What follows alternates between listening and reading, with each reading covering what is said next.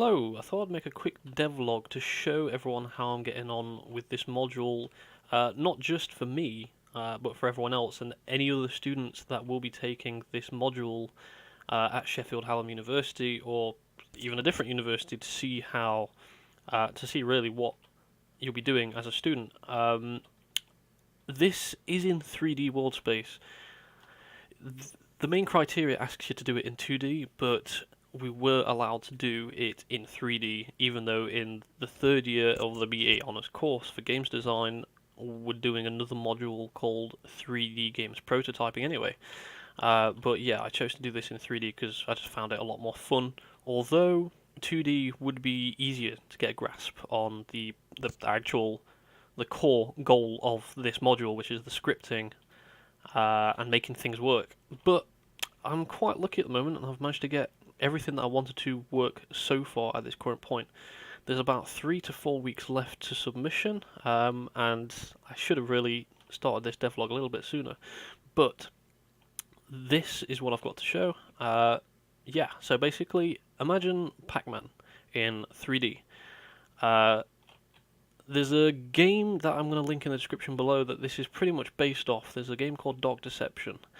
It's a horror game where it's basically Pac-Man. You have to go down all these different corridors and whatnot and collect all of these like gems or coins or whatever you want it to be collected around every single corridor in the whole game. And this is gonna, let me just go up in the sky a little bit. I've only just done this bit of the level so far. I plan to do the whole thing, and basically an enemy, just imagine the ghosts from Pac-Man again, will basically follow you, and they'll calculate the fastest way of getting from here to the player or wherever the player will be at that given time.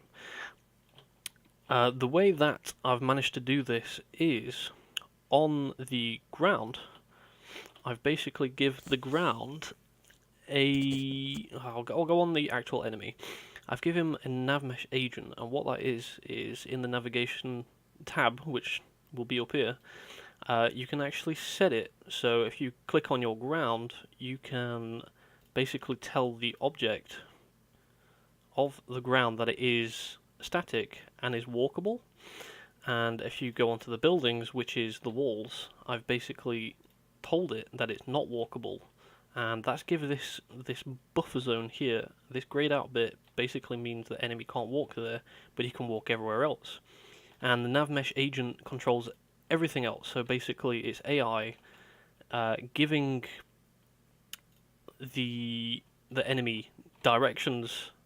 It will basically move it from point A to B in the shortest path to get it to your target, which in my case is the player. I need to turn this back on so I can see what I'm doing over here.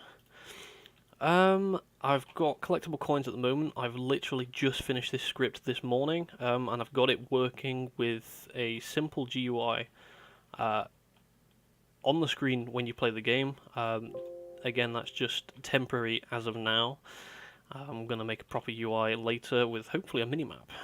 Again, exactly the same as if you watch the video down below in the description of the game.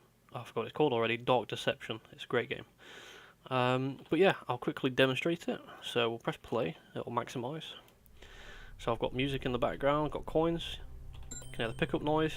Thing is coming towards you. Enemy. I need to add a sprint script as well, so when you hold shift you'll move faster. That should be easy to implement. But yeah, collect. In the top left you can see that the coins left has gone down from 200 to 187, which is good. And he should be coming towards me. There we go, here he is. Took his time, because he moves slow. That's terrifying. Right, okay, so I want to move on to the scripts real quick. The way the enemy is working right now is basically I'm telling the enemy to always look. Here we go. I'm basically on update. I'm telling him to say if he's not looking at the player, look at player, no matter where he is in the world, so he can basically not see you through walls, but his player character will always look directly towards you. And this is where the raycast comes in. So I've added a raycast, and that's basically shooting a little small line straight out the center of it, directly forward. So we've told it to look directly at the player, and we've basically said if that raycast hits the player, so the player would be in sight. So I've made it true, and the enemy speed now goes to 11. And if it hits anything else, such as wall, it will be false, and his speed will go back down to 5. I would like to tweak this and basically say I want to add like a 15 to 20 second delay on it.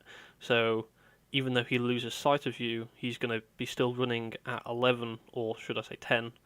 Maybe when he comes out of sight, maybe he can go down to 10 or 9 speed, so he's still running at you fast because he thinks he knows where you are. And then if he's still not had direct line of sight on you for a certain amount of time, he then goes back to 5 and starts roaming randomly around the map, not looking for the player until he sees you again.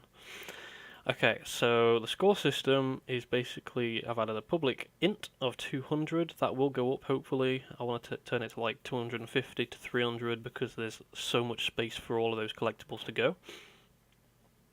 And I've basically added a public void on GUI, which basically displays text on the screen where you want it to.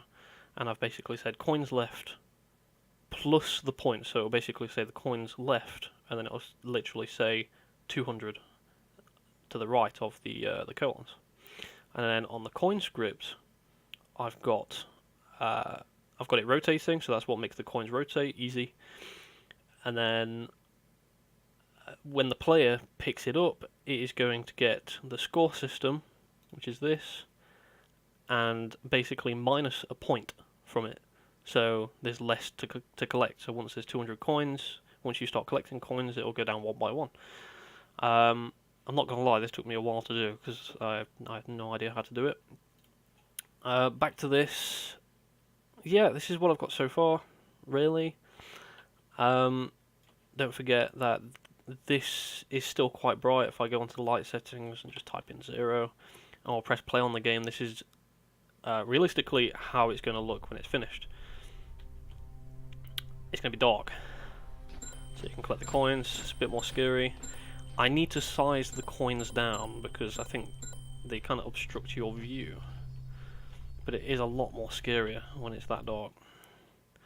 And that's what I'm going for. I'm trying to get this to feel like you don't want to play it. If you've ever played Slender or something, you want to play it, but you don't want to play it because it's just, well, it's not nice. So that's what I've got so far. I want to quickly show what I've got in the 3D because everything's modeled in 3DS for this. So I've basically got a plane, which is the ground, which is exported separately. Again, separately is the rooms, and all I'm doing is getting a plane, extruding the walls up. I think it's 400 to 500 centimeters high. And basically all I can do, what I can do is I can drag, and then shift drag to create more walls. And then, say if I wanted to make another corridor, all I've been doing is just grabbing that, doing that, pressing flip. Oh, I need to press that. Press flip to flip the normals, and then move it into place where you could come around, and that's basically a corridor. Oh, what am I doing? So I'm just going to go back. There we go. So that's what I've got so far. Oh, and the collectible coin is also modelled in 3DS. It's just simple insetted and exported, and I need to re-export that as a smaller object. But yeah, that's literally all I've got so far. Everything that I've got so far is working, so that's good. But for the next week, I really need to rapidly develop this, get a full level going, have all the coins everywhere, and basically create a endgame state for both when you collect all the coins and get back to the starting room, and if the enemy catches you. So if he catches you, it's game over. Simple.